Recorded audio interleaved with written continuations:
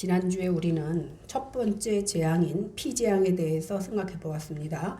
오늘은 두 번째 재앙인 개구리 재앙에 대해서 생각해 보겠는데, 다시 말씀드리지만 기본적으로 10가지 재앙은 애굽 사람들이 섬기는 신들에 대한 하나님의 심판의 성격을 띠고 있다라는 사실입니다. 개구리 재앙도 마찬가지죠. 애굽 사람들은 개구리 형상의 여신은 헷텟이라는 풍요와 다산을 가져다주는 여신을 섬겼습니다. 그런데 하나님께서는 온 땅에 발에 밝히고 식탁이나 밥그릇까지 들어올 정도로 무수한 개구리를 통해서 그 신이 얼마나 지긋지긋한지, 그리고 그들이 신이라고 믿는 그 개구리가 결코 축복이 아니라는 것을, 재앙이라는 사실을 보여주고 있습니다. 하나님께서는 이 모든 재앙을 통해서 애굽 사람들이 섬기는 그 거짓 신들의 정체를 밝히실 뿐만 아니라 모든 신들 위에 뛰어나신 분이 하나님이라는 사실을 보여주고 있습니다. 그러나 이러한 신들보다도 자칭 신이라고 여기는 바로왕 자신이 애굽 사람들에 의해서 신으로 또 여겨졌잖아요. 그 사실을 볼 때 이 모든 재앙들은 신으로 여겨지는 바로를 향한 하나님의 심판이기도 합니다. 특별히 10가지 재앙은요, 5가지로 분류하는 방식이 있는데, 처음 나일강을 피로 변하게 한 것과 오늘 우리가 본 개구리 재앙은 나일강과 관련해 있는 재앙입니다. 왜냐하면 나일강 그들의 생명줄이라고 그랬잖아요. 그 다음에 둘째로 이 재앙과 파리 재앙은 곤충 재앙입니다. 그 다음 세 번째 악질과 독종 재앙은 질병과 관련된 재앙입니다. 그 다음 네 번째 우박과 메뚜기는 농작물을 거두어 가신 재앙입니다. 이렇게 하나님께서는 젖줄을 끊으시고, 그 다음에 곤충으로 재앙을 내리시고, 그 다음 질병으로 내리시고, 그 다음에 우리가 먹을 먹거리인 농작물을 통해서 재앙을 내리십니다. 그리고 마지막으로 흑암과 장자의 죽음은요, 죄의 결과가 어떻게 되는 것인지를 보여주는 겁니다. 이 분류 말고도 또 세 분류로 나눌 수가 있는데, 처음 나일강을 피로 변하게 한 재앙과, 그러니까 첫 번째 재앙과 네 번째 재앙은 파리 재앙입니다. 그 다음에 7번째 재앙, 우박 재앙, 이것이 이제 한 그룹에 속하는데, 이것은 뭐냐 하면 재앙들을 주실 때 어떻게 주시냐 하면 모세가 바로에게 일찍이 나아가서 줍니다. 그 가운데서도 첫 번째 재앙과 네 번째 재앙은 나일강가에서 주는 재앙입니다. 두 번째 그룹은요, 두 번째 우리가 오늘 본 개구리 재앙, 그 다음 5번째 있는 악질 재앙, 그리고 8번째 오는 메뚜기 재앙이 있는데, 이것들을 주실 때는 모세가 바로의 궁에 나아가서 바로를 만나서 주는 재앙입니다. 그 다음 세 번째는요, 이재앙, 세 번째 오는 이재앙, 그 다음에 6번째 오는 독종 재앙, 그 다음에 9번째 오는 흑암 재앙이 있는데, 그리고 마지막에 장자의 죽음에 대한 재앙이 있는데, 이것은 모세가 바로를 직접적으로 대면하여서 주는 재앙입니다. 그러니까 마지막 재앙을 제외하면 3개의 재앙이 계속 반복되는 패턴으로 가고 있다는 것을 우리는 알 수 있습니다. 이것을 우리는요, 천지 창조 때에도 볼 수 있는데, 하나님께서 천지를 창조하실 때에 첫 번째 날에 무엇을 만드시고 두 번째 날에 이렇게 반복되잖아요. 첫 번째 날과 세 번째 날까지는 하나님께서 공간을 만드십니다. 그 다음에 네 번째 날부터 6번째까지는 공간에 채워 넣으십니다. 그리고 다 채워 넣으신 후에 마지막으로 인간을 만드시는 그 패턴과 굉장히 비슷해요. 그러니까 이것을 통해서 우리가 무엇을 알 수 있냐 하면, 하나님께서는 무분별하게 당신이 기억나는 대로 막 무질서하게 주어지는 것이 아니라 상당한 체계와 패턴을 가지고 질서 있게 살아계신 하나님으로서 순차적으로 바로와 애굽 백성들에게 하나님의 하나님 되심을 보여주고 있다는 사실입니다. 특이할 만한 것은 뭐냐 하면요, 이제 네 번째 재앙인 파리 재앙부터는요, 이스라엘 백성들이 살고 있는 고센 땅, 이집트가 굉장히 큰 나라거든요. 그 가운데서도 맨 구석에 있는 고센 땅에는 이 재앙으로부터 제외됩니다. 네 번째 재앙부터는. 그러니까 세 번째 재앙까지는 다 같이 받았지만, 네 번째 재앙부터는 애굽 사람들에게는 재앙이지만 이스라엘 사람들에게는, 그러니까 우박이 다 떨어지는데 그 땅만 멀쩡해. 햇빛이 쨍쨍 나고. 이것을 통해서 하나님께서 언약 백성을 분명하게 구별하고 계시다라는 사실을 우리는 알 수 있습니다. 근데 우리를 보면 하나님께서 이미 우리를 구별하여 선택된 자녀로 삼으셨는데 우리는 어떡합니까? 구별해 놨는데 자꾸 가려고 해. 어디로? 세상을 향해서. 죄를 향해서 가려고 합니다. 근데 여기서 우리가 만약에 네 번째 재앙부터 내려지는 그 재앙이 그냥 일반적인 자연재해라고 한다면 어떻게 이스라엘 사람들이 사는 그 땅만 빼고 재앙이 내릴 수 있느냐는 겁니다. 그죠?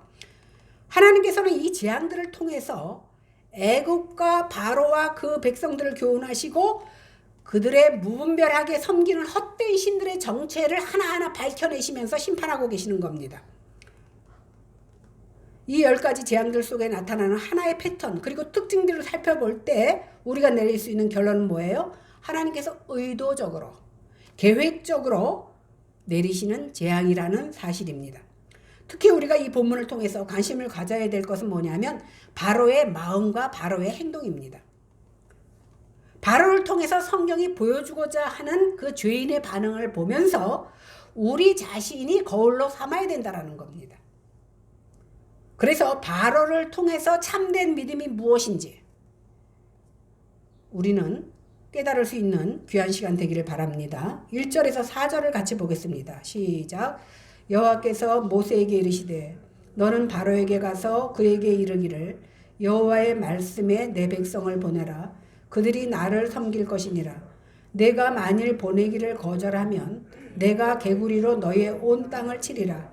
개구리가 나일강에서 무수히 생기고 올라와서 내 궁과 내 침실과 내 침상위와 내 신하와 내 백성과 내 화덕과 내 떡반죽 그릇에 들어갈 것이며 개구리가 너와 내 백성과 내 모든 신하에게 기어 오르리라 하셨다 하라.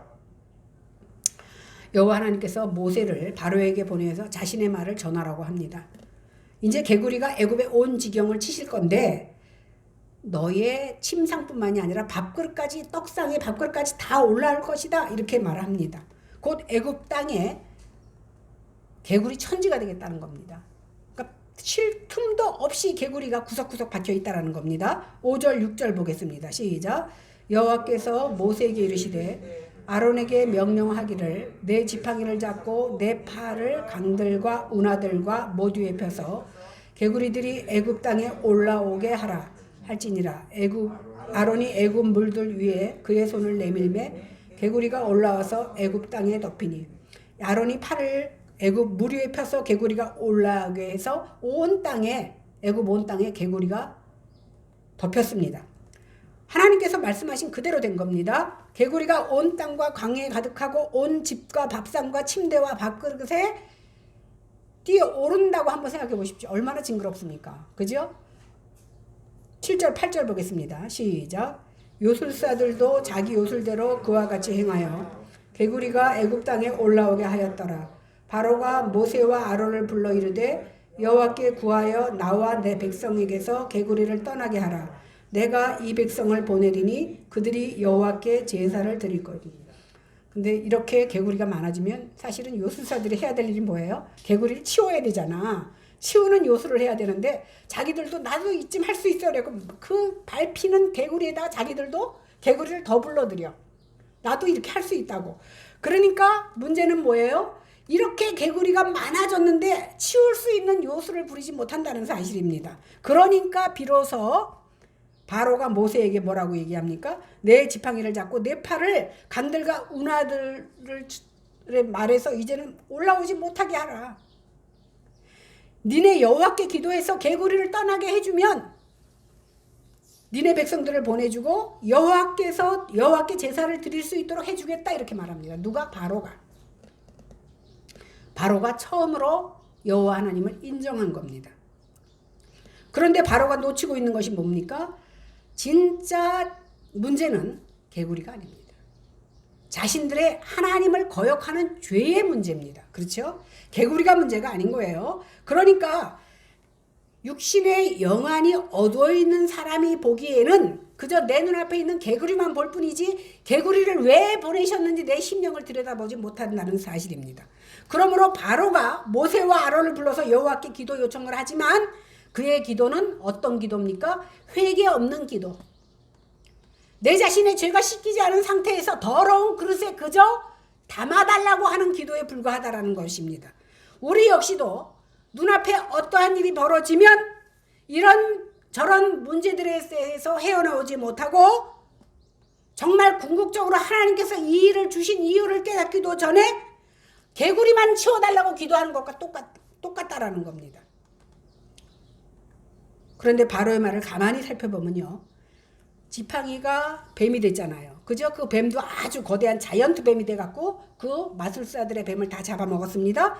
그 다음에 두 번째 재앙이 임했습니다. 이렇게 재앙은 피재앙, 그 다음에 이제 개구리 재앙인데 두 번의 재앙을 겪었는데 바로가 많이 달라졌어요. 뭘 달라졌습니까? 하나님에 대해서 많이 알게 되었다라는 겁니다. 그가 모세에게 뭐라고 얘기합니까? 여호와께 구해서 나와 내 백성에게서 개구리를 떠나게 해달래. 인정하지 않는 그 하나님을 믿지는 않지만 알게 됐다라는 거예요. 처음에 바로가 모세에게 한 말 기억나세요? 우리 하나님이 이렇게 말했다 그러니까 뭐라 그랬어요?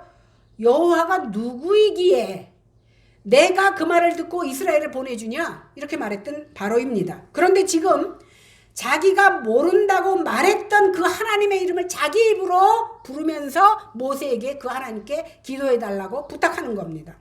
이것뿐이 아닙니다. 그는 처음에 나는 여호와를 알지 못하니 이스라엘도 보내지 못하겠다라고 말했던 사람입니다. 그런데 지금 뭐라고 말합니까? 내가 이 백성을 보내리니 그들이 여호와께 제사를 드리게 하겠다라고 말하고 있습니다. 이제 그는요, 하나님이 제사를 받으시는 하나님이시며 그 백성으로부터 섬김을 받아야 되는 하나님이라는 사실까지도 알게 됐다라는 사실입니다. 맨 처음에 모세가 이스라엘 백성을 데리고 광야에 나가서 여호와께 희생을 드리겠다고 말했을 때 그는 그 말을 믿지 않았어요. 지들이 일하는 게 힘드니까 변명하는구나, 니네들이 한가하구나 이렇게 생각했습니다. 그러나 이제 바로가 하는 것은 적어도 거짓말은 아니구나, 굉장히 그들에게는 중요한 내용이라는 것까지 알게 된 겁니다. 오늘 이사야 선지자가 말씀한 대로 하나님께서는 영광을 받으시기 위해서 자기 백성을 지으셨고 하나님은 자기 백성이 드려지는 그 예배의 영광을 받으신다라는 사실입니다. 그 예배는요, 그냥 의무적으로는 오늘 주일이니까 가기는 싫지만 가서 예배 드려야 돼, 형식적으로 드리는 예배가 아니고 정말 하나님의 은혜가 감사해서 자녀들의 마음에서 우러나오는 경탄과 감격과 감사와 찬송이라는 사실입니다. 하나님께서 베푸시는 은혜를 알지 못하면 결코 하나님이 기뻐하시는 예배를 드릴 수가 없습니다. 그리고 하나님을 영어롭게 할 수가 없습니다. 예배를 가능하게 하는 것은요, 인간 스스로 내 마음에서 우러나와서 되는 것이 아니에요. 뭡니까? 오직 하나님의 은혜에 대한 죄인들의 반응으로 예배를 드린다는 사실입니다. 이 때문에 바로가 하나님의 이름에 대해서 그리고 예배를 받으시는 하나님이라는 것에 대해서 알았음에도 불구하고 정작 알지 못하는 것이 뭡니까? 이 하나님이 내 영혼을 구원시키는 하나님이시로구나, 그것은 알지 못했다는 사실입니다. 그러니까 아무리 세상 지식이 뛰어나다 할지라도, 세상에서 석사 박사 한다 할지라도 하나님의 은혜를 경험하고 맛보지 않았다면 그 지식을 가지고 구원에 이르게 할 수 없다라는 사실입니다. 신학 박사기 때문에 구원받는 것이 아니라는 겁니다. 아무리 신학에 대해서 많이 알고 성경을 많이 한다 할지라도 하나님이 내 영혼을 책임지는 구원자라는 사실을 믿지 못하면 그 지식이 그를 구원에 이르게 하지 못한다는 사실입니다. 하나님을 예배하는 자는 하나님의 은혜와 선하심을 맛보아 안 사람만이 구원을 받는 것이지, 지식을 많이 가졌다고 해서 그 사람이 구원자가 아니라는 사실입니다. 이것이 우리를 구원하는 믿음으로 인도하는 하나님의 참 지식임을 믿으시기 바랍니다. 9절에서 11절입니다. 모세가 바로에게 이르되 내가 왕과 왕의 신하와 왕의 백성을 위하여 이 개구리를 왕과 왕궁에서 끊어 나일 강에만 있도록 언제 강구하는 것이 좋을는지 내게 분부하소서. 그가 이르되 내일이니라. 모세가 이르되 왕의 말씀대로 하여 왕에게 우리 하나님 여호와와 같은 이가 없는 줄을 알게 하리니 개구리가 왕과 왕궁과 왕의 신하와 왕의 백성을 떠나서 나일강에만 있으리이다 하고. 여기 좀 내용이 바로가 이거 좀 없애줘 그러면 네 없애주겠습니다 하면 되는데 뭐라고 묻습니까? 어느 때에 개구리가 없어지기를 바랍니까? 이렇게 물어봐요. 굉장히 좀 특이하지요. 근데 바로의 대답도 역시 특이해. 만약에 개구리 때문에 못 살 지경이야. 잘래도 개구리가 내 등에 밟혀. 그럼 우린 뭐라 그래? 당장 없애줘 이래야 되잖아. 근데 뭐야? 오늘 바로의 대답은 더 놀라워요. 내일. 이거 말하고 있는 시간이 아침인지 점심인지 저녁인지 모르지만 내일 없애달라 그래요. 그렇게 한 바로의 마음속에는 아직도 뭔가 행여나 기대하는 것이 있는 거예요. 하나님의 도움이 없이도 무언가 이루어질지도 몰라. 그래서 하루를 연장합니다. 이것은 뭐냐면 무언가 하나님 아니고도 될 수 있다라는 기대 심리와 더불어 자기 속에 있는 그 교만이 이렇게 말하고 있다라는 사실입니다. 자존심이 교만이거든요. 이처럼 인간은 어리석어서 지금 이 순간이 바로 구원의 때요, 구원의 날이라는 사실을 잊어버리고 있다는 사실입니다. 그래서 우리가 전도할 때 뭐라 그래요? 요거만 해놓고 간대. 요거만 해놓고 가겠다고 해요. 내일로 미뤄도 될 거라고 생각합니다. 그러나 구원의 때는 지금 바로 이 순간이라는 사실을 우리가 알아야 돼요. 그래서 전도하는 자와 전도받는 자가 똑같은 마음이 되어야 하나님의 백성이 되는 줄로 믿습니다. 모세는 그래 네 말대로 해주겠다라고 합니다. 그런데요, 모세가 바로의 말대로 하는 이유를 10절 하반절에서 말하고 있는데 이만큼 모세가 영적으로 성숙했다는 사실을 우리는 깨달을 수 있습니다. 뭐라고 말합니까? 왕의 말씀대로 하여 왕에게 우리 하나님 여호와와 같은 이가 없는 줄을 알게 하겠다 그럽니다. 자기 스스로도 하나님의 말씀을 거역했던 모세가 이제는 이 일을 지켜줌으로 왕도 하나님을 알게 하겠다라는 아주 놀라운 고백을 하고 있는 겁니다. 12절에서 14절 보겠습니다. 시작. 모세와 아론이 바로를 떠나 바로에게 내리신 개구리에 대하여 모세가 여호와께 간구하매 여호와께서 모세의 말대로 하시니 개구리가 집과 마당과 밭에서부터 나와서 죽은지라. 사람들이 모아 모독이로 싸우니 땅에서 악취가 나더라. 모세와 아론이 바로에게서 나와서 하나님께 구하니까 바로 하나님께서 들어주셔서 개구리들이 다 나와서 죽습니다. 이에 사람들이 그 죽은 개구리를 쌓아놓으니까 그 개구리가 죽어서 썩은 냄새가 온 세상에 진동합니다. 15절 보겠습니다. 시작. 그러나 바로가 숨을 쉴 수 있게 됨을 보았을 때에 그의 마음을 완강하게 하여 그들의 말을 듣지 아니하였으니 여호와께서 말씀하신 것과 같더라. 하나님께서는 이미 10가지 재앙을 내려야 말을 들을 것을 아시고 계셨어요. 이미. 참 인간은 간사하지요. 개구리가 없어지고 숨통이 터지니까 여호와께서 말씀하신 대로 바로의 마음이 완악해져서 이스라엘을 안 보내겠다라고 딱 잡아뗍니다. 그렇게 간절하게 부탁을 하다가 문제가 해결되자마자 언제 그랬냐는 듯이 옛생활로 돌아가는 겁니다. 바로가 마음의 그 상황에 따라서 좌우되는 모습을 왜 보여줍니까? 답은 이겁니다. 회개하지 않는 심령은 결코 변화되지 않는다는 사실입니다.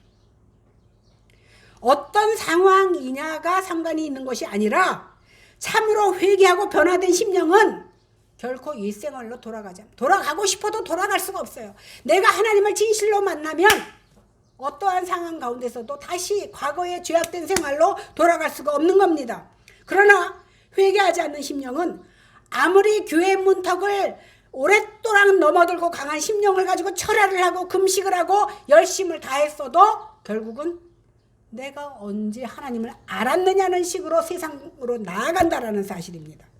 왜냐하면 그가 교회는 드나들었지만 그 심령이 변화되지 않은 상태로 드나들었기 때문에 그는 죄악된 길로 갈 수밖에 없는 겁니다.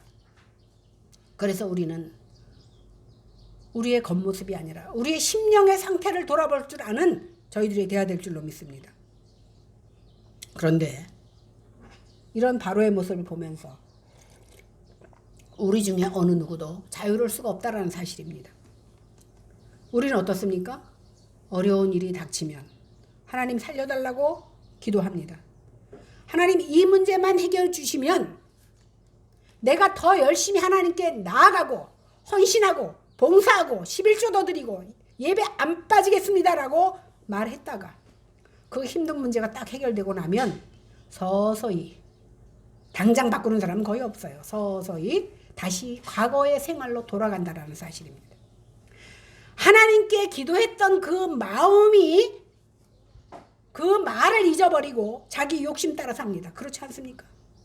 그래서 바로를 손가락질할 수 없는 것이 바로 우리도 똑같기 때문이라는 사실입니다. 지난주에도 말씀드렸습니다. 하나님이 주시는 재앙은 나에게 있으나 마나한 것을 가져가시는 것이 아닙니다. 내가 중요하다고 생각하시는 것을 하나님은 건드시고, 내게 자식이 중요하면 자식을 통해서 나를 깨닫게 하시고, 내가 재산을 중요하게 생각하면 재산을 치시고, 내가 건강에는 자신 있다고 생각하는 하나님께서 건강을 치십니다. 이거를 통해서 내 중요한 것을 건드심을 통해서 진정 하나님 앞에 무릎 꿇게 하시고 변화되게 하시려고 하나님께서는 있으나 마나한 거 건드려봤자 우리가 변화됩니까? 중요한 것을 하나님은 치신다는 사실입니다. 또 한 가지는 뭡니까? 이러한 중요한 것을 치심을 통해서 하나님께서는 이 모든 것이 내 손에 있는 것이 아니라 하나님의 주관하에 있다라는 것을 깨닫게 하십니다. 또 한 가지는 뭡니까? 이 재앙이 오히려 위로가 되고 축복이 된다라는 사실입니다. 고난 중에 고난 때문에 내가 하나님 앞에 무릎을 꿇는다면, 고난 때문에 내가 하나님 앞에 기도할 수 있게 되었다면 그것은 결코 재앙이 아닙니다. 오히려 축복이 변장하고 나에게 나타난 것이기 때문에 나와 내 가정에 은혜로 임한다는 사실입니다. 지금 우리가 사는 것이 우리나라 아무리 못 사는 사람도 굶어 죽는 사람 거의 없잖아요. 그죠?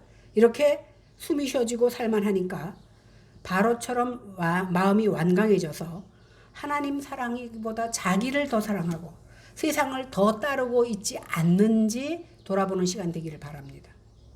풍요 속에서는 하나님을 향한 절박한 마음이 안 나와요. 배부르고 따스운데 넘쳐나는데 어떠한 모습이 나오겠느냐는 겁니다. 그러니까 자꾸만 하나님을 구하기보다는 세상적인 풍요를 따라가게 되어 있는 겁니다. 애굽에서 개구리가 많아지는 것이 재앙이었듯이 오늘날 풍요가 재앙인 세대가 되었다는 겁니다. 아까 말씀드렸지만 개구리는 무슨 신이에요? 풍요의 신이에요. 개구리는 풍요의 신이었지만 그 풍요의 신이 너무 많아지니까 애굽 사람들에게 재앙이 되었던 것처럼 오늘날 우리에게 재앙이 뭡니까? 풍요가 우리에게 재앙이 되었다라는 사실입니다. 오늘날은 배가 고파서가 아니라 너무 많이 먹어서 성인병에 걸리고 너무 많아서 고민하는 시대가 되었다라는 겁니다. 옛날에 먹을 것과 입을 것이 귀할 때는요, 그저 배부르고 등 따수면 감사했어요. 그러나 먹을 것과 입을 것이 많아지니까 얼마나 더 맛있는 걸 먹을까? 얼마나 건강에 좋은 것을 먹을까? 그리고 얼마나 더 큰 집에서 편리한 집을 구하면서 삽니다. 입는 것도 마찬가지죠. 원래 입는 것은 편리와 수치를 가리기 위해서 입었습니다. 그런데 지금은 어때요? 얼마나 남보다 고급스러운 옷을 입을까? 티 하나에도 몇백만 원짜리 입고 나는 이거 입었다고 뽐내지 않습니까? 얼마나 더 멋지게, 얼마나 더 고급스럽게 입을까? 저는 제 손으로 명품백을 하나 안 사봤는데, 백이면 되지 명품 백이 나한테 제 자신이 명품이니까 그래서 그것을 원하지 않았어요. 그래서 지금 제 사고가 지금 수억 원이 내 앞에 있다 할지라도 그 돈 갖고 먼저 명품백을 살 것 같지 않아요. 하나님 앞에 무엇이 귀중하고 무엇이 소중한지를 알면 세상 사람들이 추구하는 그것이 얼마나 우습고 부끄럽다라는 사실을 깨닫게 된다라는 사실입니다. 이처럼 풍요할수록 만족보다는 더 큰 풍요를 갈구하며 사는 것이 우리의 삶입니다. 그런데요, 지금도 제가 요즘 뉴스 보면서 사실은 너무 마음이 누구나 다 똑같은 마음이겠지만 우크라이나에서 그 사람들이 지금 먹고 사는 걱정을 하는 것은 먹고 사는 것은 호사예요. 그 사람들에게. 그 사람들은 지금 어떤 상황에 있습니까? 생명의 위협을 느끼면서 공포 속에서 하루하루 살아가는 사람에게 먹는 것까지도 호사입니다. 지금은 우크라이나이지만 언제 우리나라에게 우리 아랫세대에 이런 일이 벌어질지 우리는 모른다는 겁니다. 그러니까 이 세상이 얼마나 공평하지 못하고 바른 세상일 수 없다라는 것을 우리는 깨달을 수 있습니다. 그래서 이러한 세상을 하나님께서는 심판하고 계신다는 사실입니다. 전쟁이 왜 일어납니까? 결국은 자기 탐욕 때문에 일어나는 거거든요. 내가 나보다 못한 사람을 도와주려는 마음이 있다면 전쟁이 안 일어나요. 나보다 힘이 약하니까 내가 그것까지도 쳐부숴 먹으려고 하니까 전쟁이 일어나는 거거든요. 그래서 이러한 탐욕 가운데 있는 세상을 하나님께서는 벌하시고 계신다는 사실입니다. 애굽의 풍요를 치시고 애굽에서 고난 가운데 사는 히브리 민족을 해방시켜 내시는 겁니다. 그런데요, 이것은요, 하나님의 언약을 따라서 이스라엘 민족을 출애굽시켜내는 것이지 그들이 고통에 있으니까 고통을 면해주려고 하는 것으로 생각하면 안 된다는 거예요. 무슨 말씀인지 아시죠? 고통에 있기 때문에 해방시켜주는 것이 아니에요. 애굽에서 이스라엘을 출애굽시키는 것은요, 거기서 나와서 풍요를 주려고 하는 것이 아니라는 거예요. 오히려 세상의 풍요에서 탈출시키는 작업이 바로 출애굽입니다. 우리가 나중에 민수기 쭉 보면 어떻게 나옵니까? 야, 애굽에 살 때는 고기도 맘대로 먹고 뭐도 맘대로 먹었는데 차라리 거기에 있었으면 좋았을 거라고 이스라엘 백성들 말하지 않습니까? 몰라서 하는 소리예요. 하나님께서 애굽에서 이스라엘을 탈출시키는 것은 니네 여기보다 더 잘 살게 해주겠다라고 내보내는 것이 아니라 이 풍요를 버리고 하나님을 믿게 하려고, 하나님을 섬기게 하려고 그들을 불러낸다라는 사실입니다. 그러니까 오히려 세상의 풍요에서 탈출시킨다는 거예요. 그래서 광야로 몰아낸 거예요. 제가 갔다 왔다 그랬잖아요. 광야. 아무것도 없어요. 아무 농사도 질 수 없어요. 거기다 물도 없어요.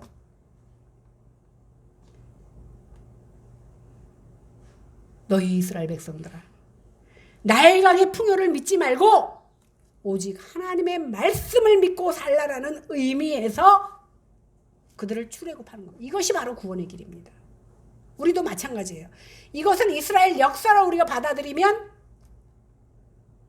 변화되지 않아요. 마로와 똑같은 모습입니다. 그런데 이스라엘 사람들은 하나님을 잊어버리고 먹고 배부름과 풍요를 쫓아 삽니다. 애굽에서 개구리가 풍요의 신이라면 가나안 땅에 들어가니까 바알과 아세라 신이 풍요의 신이에요. 이스라엘 백성들은 자기들이 풍요롭게 살기 위해서 하나님을 버리고 바알과 아세라를 섬깁니다.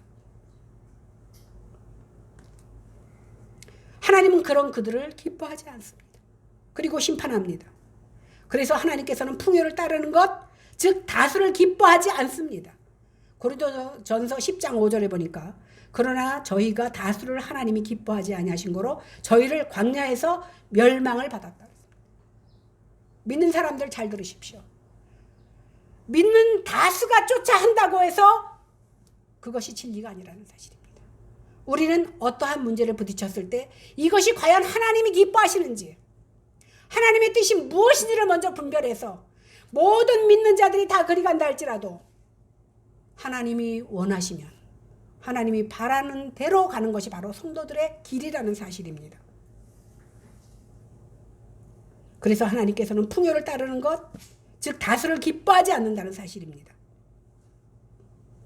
그들은 광야에서 다수들이 하니까 남들이 하는 대로 살다가 간음하다가 죽었고 주를 시험하다가 죽었고 주를 원망하다가 죽었습니다. 이처럼 하나님께서는 다수가 그것을 한다고 따라하는 자들을 함께 멸망시킨다는 사실입니다. 오늘 다수가 그렇게 하니까 교회들이 어떻습니까? 수단 방법 가르지 않고 풍요와 다수를 향해서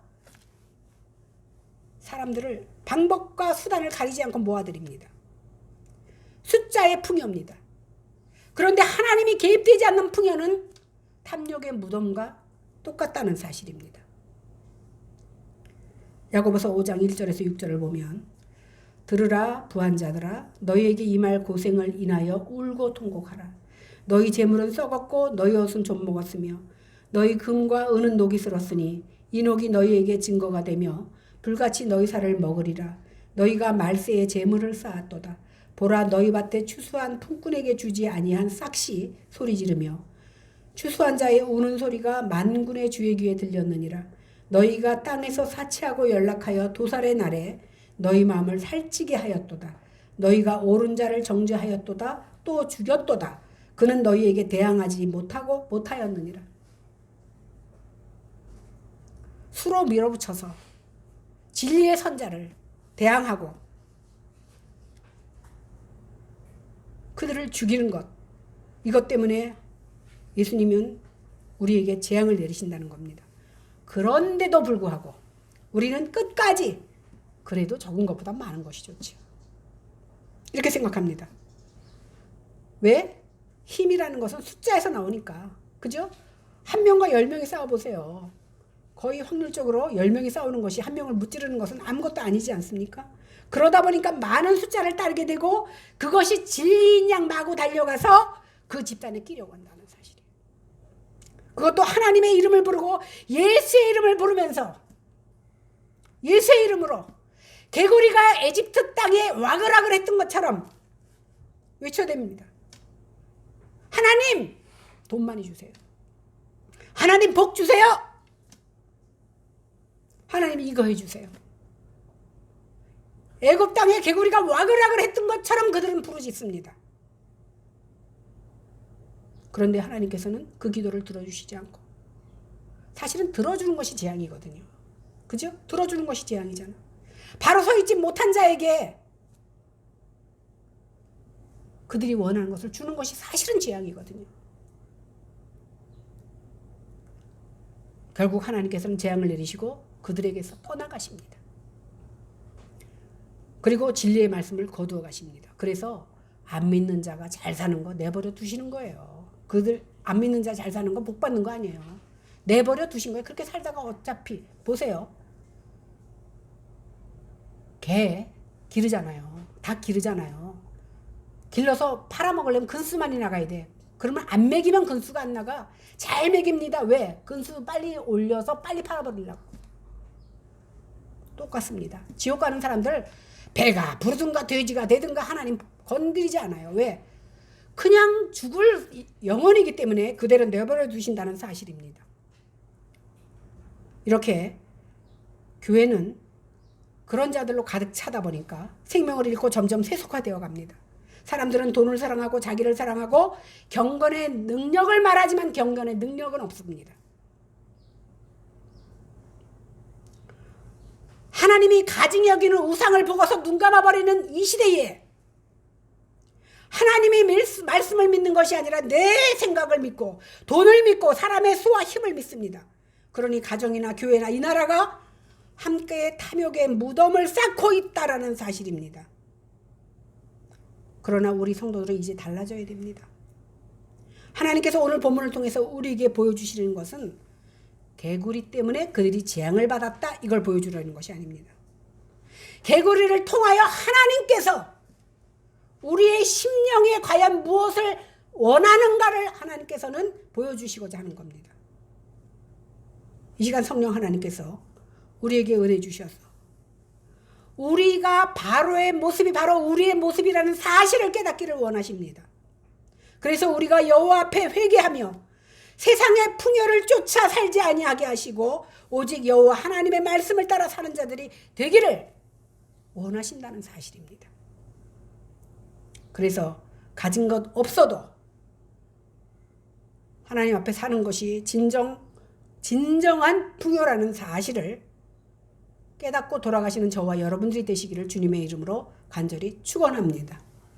기도하겠습니다. 하나님, 우리는 그저 소설책 읽듯이 그 옛날에 이스라엘 백성들이 애굽에서 노예로 살 때에 하나님께서 그들을 출애굽시키는데 10가지 재앙을 통해서 아주 신묘막측하게 이스라엘 백성을 뽑아냈다는 사실을 재밌게 읽었습니다. 그러나 한순간 한순간도 하나님이 개입하지 않는 사건이 없다는 사실을 깨닫고 우리는 놀랍습니다. 하나님은 그 작은 사건들을 통해서 하나님의 백성과 하나님의 백성이 아닌 자들을 구별해내시고 하나님의 백성에게 내리시는 귀한 축복이 세상의 축복과 다르다는 것을 알게 하여 주시니 진정으로 감사드립니다. 이 시대를 살아가고 있는 우리 역시도 그 시대의 사람들과 마찬가지의 모습으로 삶을 드리고 있지만 하나님, 깨달아서 주님 앞에 나온 하나님의 백성들마다 말씀을 통하여 변화되게 하시고 진정한 하나님의 복이 내게 임하는 세상의 풍요가 아니라 하나님의 말씀의 풍요라는 사실을 깨달아 하라. 하나님, 저희가 먼저 변화되게 하시고 저희가 먼저 이 어두워진 세상을 향하여 기도하는 자들이 되어지게 하여 주시옵소서. 감사드리며 예수님 이름으로 기도했습니다. 아멘.